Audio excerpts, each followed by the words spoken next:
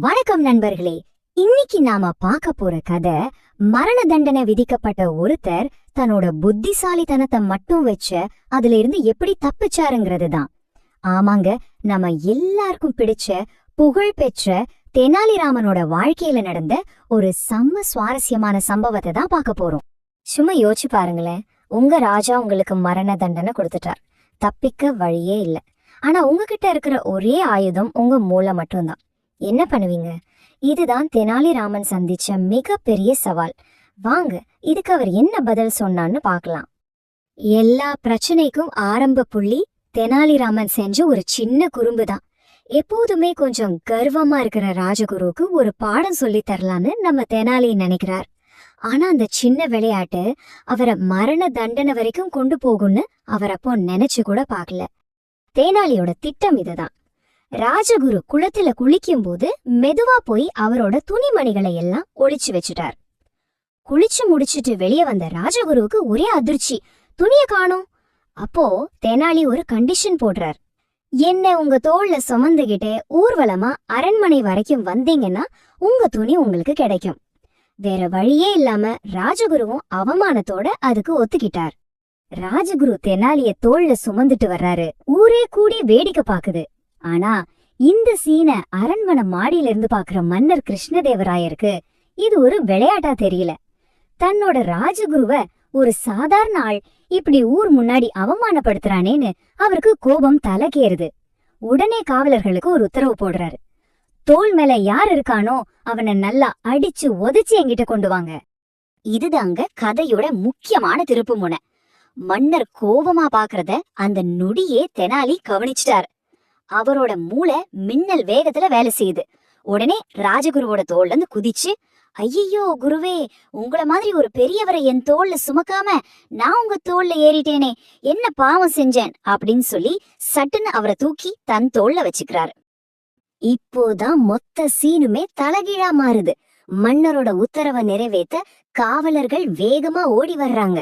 ஆனா அவங்க வர்றதுக்குள்ள தோல்ல இருந்த ஆளே மாறிட்டார்.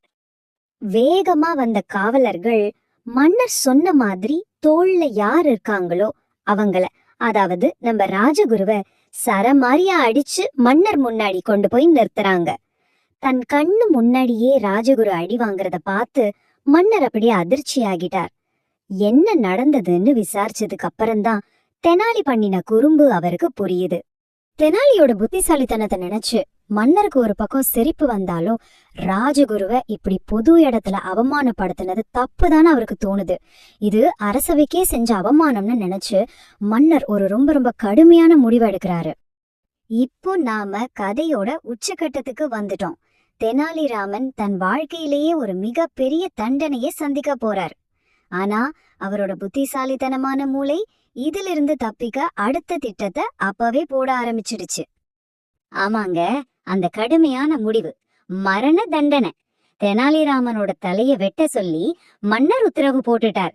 இத கேட்ட தெனாலிக்கு ஒரு நிமிஷம் ஆடி போனாலும் அடுத்த நொடியே இதுல இருந்து எப்படி தப்பிக்கலான்னு யோசிக்க ஆரம்பிச்சிட்டார். தெனாலிய மரண தண்டனைக்காக கூட்டிட்டு போகும்போது வழியில காவலர்களுக்கு பண ஆசை காட்டுறாரு. என்னை விட்டுடுங்க, உங்களுக்கு நிறைய பணம் தரேன்னு சொல்றார். பணத்துக்கு ஆசைப்பட்ட காவலர்களும் தெனாலிக்கு பதிலா ஒரு கோழிய வெட்டி அதோட ரத்தத்தை வாள்ல தடவிக்கிட்டு தெனாலிய கொன்னுட்டோன்னு மன்னர்கிட்ட போய் சொல்றாங்க. அதே நேரம் தெனாலிராமன் யாருக்கும் தெரியாம வீட்டுக்குள்ளேயே ஒளிஞ்சிக்கிறார். தெனாலிராமன் செத்துட்டாருன்னு எல்லாரும் நினைச்சிட்டு இருந்தப்போ நாட்டுல ஒரு புது பிரச்சனை உருவாகுது. ஆனா சுவாரஸ்யமான விஷயம் என்னன்னா, அந்த பிரச்சனைய உருவாக்குனதும் அதை தீர்க்க போறதும் நம்ம தெனாலிதான். தெனாலி செத்த செய்தி ஊர் முழுக்க பரவுது. அப்போதான் அநியாயமா கொல்லப்பட்ட தெனாலியோட ஆவி ஊரை சும்மா விடாதுன்னு அண்ணனர்கள் மன்னரை பயமுறுத்துறாங்க. பயந்து போன மன்னரும் பரிகார பூஜை பண்ணுங்கன்னு சொல்லி ராஜகுருவை சுடுகாட்டுக்கு அனுப்புறார். நடுராத்திரியில பூஜை நடந்துட்டு இருக்கும் போது மரத்துக்கு மேல இருந்து ஒரு பயங்கரமான உருவம் கீழே குதிக்குது. அது வேற யாரும் இல்லைங்க, பேய் வேஷம் போட்ட நம்ம தெனாலிதான். அவரை பார்த்ததும் ராஜகுருவும் கூட இருந்தவங்களும் அலறி அடிச்சு ஓடிட்டாங்க.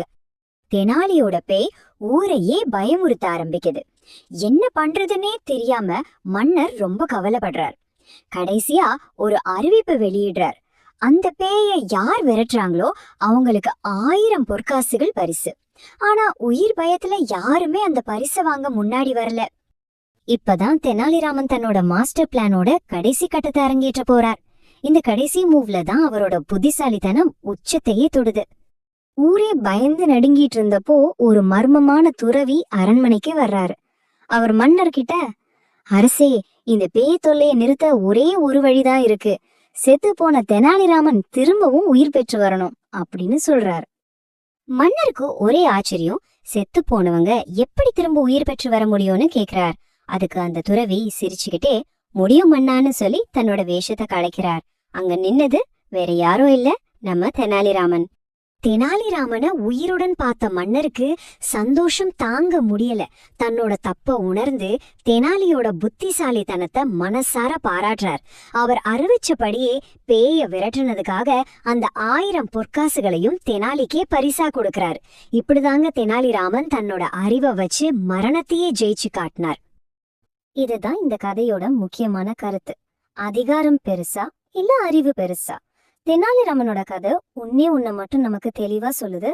நிலைமை எவ்வளவு மோசமா இருந்தாலும் சரி, நம்ம கிட்ட சமயோசித புத்தியும் அறிவும் இருந்தா எந்த பெரிய பிரச்சனையிலிருந்தும் வெளியே வந்துடலாம். இந்த கதை உங்களுக்கு பிடிச்சிருந்தா மறக்காம லைக் பண்ணுங்க, சப்ஸ்கிரைப் பண்ணுங்க. நன்றி.